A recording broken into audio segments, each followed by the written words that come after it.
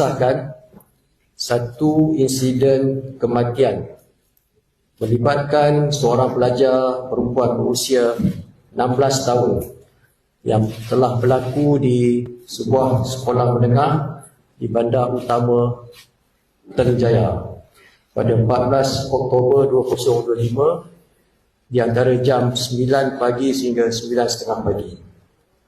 Mangsa disahkan meninggal dunia di lokasi kejadian akibat kecederaan yang parah. Seorang pelajar lelaki berusia 14 tahun telah ditahan tidak lama selepas insiden dan kini direman selama 7 hari bermula 15 Oktober sehingga 21 Oktober bagi membantu siasatan. Kes disiasat di bawah Seksyen 302 Kanun Kesiasaan kerana membunuh. Siasatan dijalankan secara menyeluruh dari segala jua aspek yang meliputi rakaman keterangan saksi-saksi kejadian, semakan rakaman CCTV serta juga penilaian latar belakang kedua-dua pelajar yang terlibat.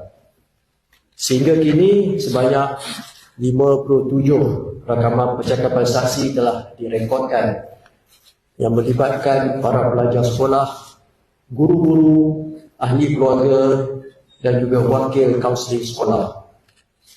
Siasatan pada peringkat semasa ini mendapati tiada unsur buli terlibat. Siasatan awal juga mendapati suspek dan mangsa tidak mempunyai hubungan atau interaksi sebelum kejadian. Adalah dipercayai faktor dorongan emosi dan pengaruh media sosial dikenal pasti sebagai antara punca tindakan suspek berkelakuan sedemikian. Pihak polis memandang serius insiden ini dan menyeru semua pihak termasuk sekolah, ibu bapa dan juga masyarakat untuk terus bekerjasama dalam memastikan keselamatan para pelajar sentiasa terpelihara. Sekian.